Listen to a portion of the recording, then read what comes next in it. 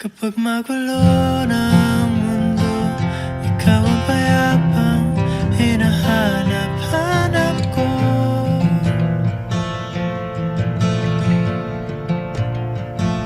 Kumakabog Sa inyo pong lahat na naririto ngayon, ang aming taus-pusong pasasalamat na kayo ay nakikiisa sa napakahalagang araw na ito nang magsing-irog na mga ito ay magtataling puso sa harapan ng Diyos. Mananalangin na sila ay patuloy na pagpalain, patuloy na gabayan, at patuloy na iparanas sa kanila ang pagmamahal ng Diyos. sa dami ng nangyayari. Ito po ay ang unang-unang sa history ng ating ACFC na nagkaroon tayo ngayon ng kasalang bayan. Ito po ang unang concept na naisuggest ko noon kay Father Mario. Ang una niya sinabi sa akin, Ariel, sana magkaroon ka ng 14 na mga ikakasal. At sa ganap po ng Valentine's Day. Kapag magulo ng mundo, ikaw ang payapang hinahanap-hanap ko.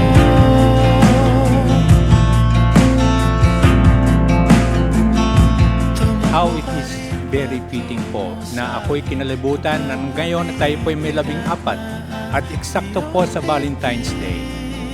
Ating pong titingnan sa likuran, yung pong ating kandila doon na nakatayo, 14 din po. Kaya ito ay napakamagandang pagpapasalamat sa pinagkaloob sa ating mga biyaya na tayo ay pinagkalooban ng ganitong pagkakataon. Nais ko Mga kapatid, pinapakilala ko sa inyo sina Simeon at Ruby Rosa Ori, Ginoo at Ginang Gabriel at Marie Cris Labor, sina Ginoo at Ginang Reynaldo at Sheila David. natin ang ating hinaharap.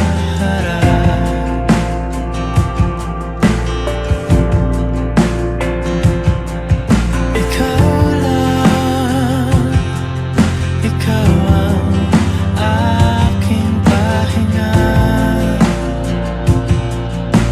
Mga kapatid, ipinapakilala ko sa inyo sina Ginoo at Ginang Nazar Franco at Joan Caasi, Rafael at Josie Alog, Joesito at Maria Glenis de la Torre, Ginoo at Ginang John Paul at Franz Claire Abariga. Kapag magulo ng mundo, ikaw ang payapang hinahanap-hanap ko.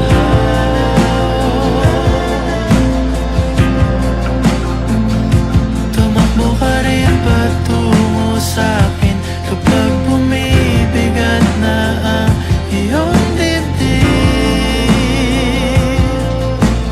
Mga kapatid, pinapakilala ko sa inyo na Ginoo at Ginang Percival at Marivic Rico, sina Dionisio at Helen Grace Plaza, sina Ginoo at Ginang Froilan at Catherine Tordillo, Ginoo at Ginang Aurelio at Jesseline Cayote. Sa'yo ang aking tinig at isa lang ang sinasabi ng pintig.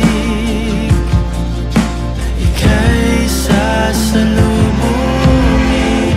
Mga kapatid, ipinapakilala ko sa inyo sina George Jr. at Paula Luz Tuki, na Ginoo at Ginang Jaime at Marlene Corpin, Mr. and Mrs. Crescencio at Marlene Bragado.